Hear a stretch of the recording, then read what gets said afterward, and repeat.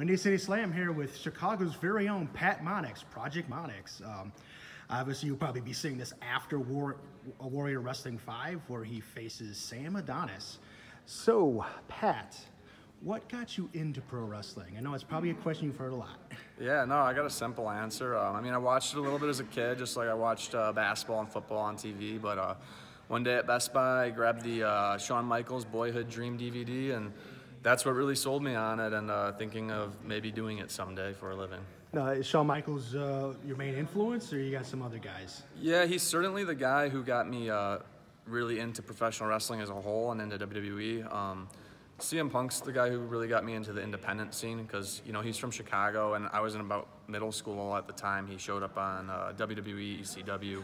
So Googling him, being like, okay, he's from Chicago, how did he get started? That was my gateway into understanding what the independents were and how you could go to wrestling schools nearby, and yeah. How long have you been in the business now? My first match was in the summer of 2014, so I guess that would be 5 years, okay. But my first year or two was really slow. I was a college student at the time, and sometimes in wrestling you gotta get your real life together before you can get your wrestling life together. And the last 3.5, 4 years I've been hitting it really hard. I'd say middle of 2015 I started hitting it really hard, but yeah, this first match was 2014. Who was responsible for training you? Well, I guess I could just say the wrestling business in general. I went to a few schools. I started in a school down in Florida, even though I'm from here, but I went to a wrestling school down in Florida. It didn't go so well.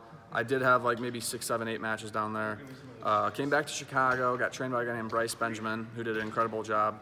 And then also in that building, it was at Galley Lucha Libre, so we had a lucha class as well.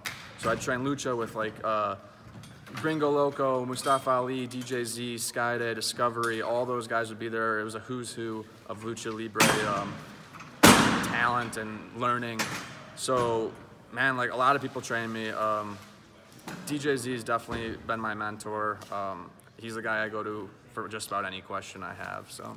Yeah, DJ actually moved to Chicago a few years ago, so that probably made it easy for you guys to hook up. Yeah, he's lived in Chicago for a while, and we actually lived together for a while, and he just moved to Orlando because he's going to WWE, and I'm super excited for him, and I know as long as he just goes there and bees him, he's going to do wonders, and the whole world's going to know who he is, and I'm excited. I'm excited to watch it unfold on TV.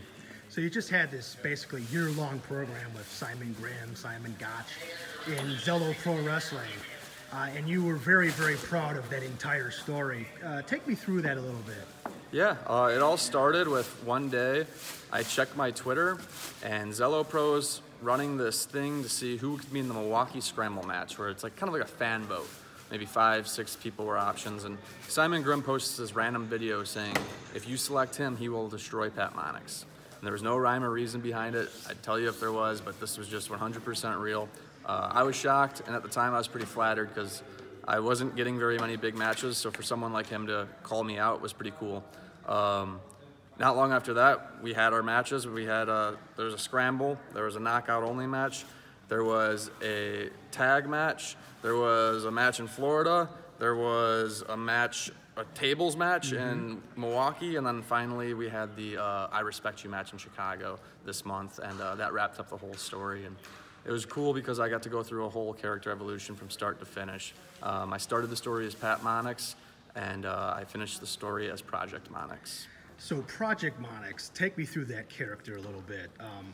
What were the inspirations behind that? Yeah, well, Project M.O.N.I.X is basically just, since I got into the world of wrestling, my project has been M.O.N.I.X, and at some point the project has fully consumed me, and now I am the project. There's really not much else in my life right now. I'm all in with this, and I'm proud to say that because I feel like there's a handful of people in the independent scene who truly treat this like a job and a profession, and those are the people who I want to follow suit, like guys like we just talked about with DJ Z. And at this point, creating that character, that Project M.O.N.I.X visually, was a process. I hit up someone with a bunch of ideas from cartoons and comics and movies. People have told me it looks like a Mortal Kombat character. People have told me it looks like Ant-Man. People have told me it looks like all sorts of Super Saiyans and superheroes. But at the end of the day, the only way I can describe it, it's cords, batteries, armor, robot, cyborg, android, whatever you want to call it. But at the end of the day, I'm just Project M.O.N.I.X. And now DJZ too, you had a match with him. What is it, Warrior 2, correct? Yeah, Warrior 2, me and DJZ opened the show off one-on-one. I've had a bunch of tag matches with him, and then I worked him another singles match at Freelance Underground for his farewell. And with DJZ came the feud now with Sam Adonis, and that's been almost a year in the making too. Talk to me a little bit about, you know, the rivalry with Sam and what he brings to the table. The rivalry with Sam's pretty simple. It's an easy dynamic. You got this guy who thinks he's this international superstar, who thinks he's way more important than he is, who thinks he's way better than he is. Where on the other hand, you got someone like me who is true to the independent scene, is an independent professional wrestler, hasn't signed a major contract, hasn't been to all these different countries, but I think I know where I'm going, and I think I'll get to those places, and I think I can do it in a manner very different from the way he did it. We talk about these feuds with these top guys like DJZ and Simon Grimm.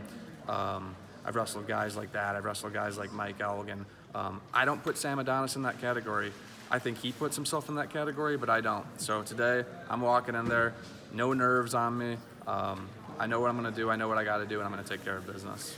Have you gotten any feelers from any bigger companies, WWE, Impact, AEW, places like that? Well, I've done some extra work with WWE, but as far as feelers for like legitimate getting signed as a talent, not really, no. The places, the alternatives to WWE, like Impact, Ring of Honor, MLW, Evolve, New Japan, those are all goals, but that kind of stuff's just going to happen when it's supposed to happen. I got some advice from someone that was just focus on yourself, stay in your own lane, and if you bet on yourself fully, that stuff's going to happen when it's supposed to happen. Well, you're still pretty young in the business, though. I mean, 5 years for a lot of guys is just, you know, the beginning, obviously. Yeah, I like to think so.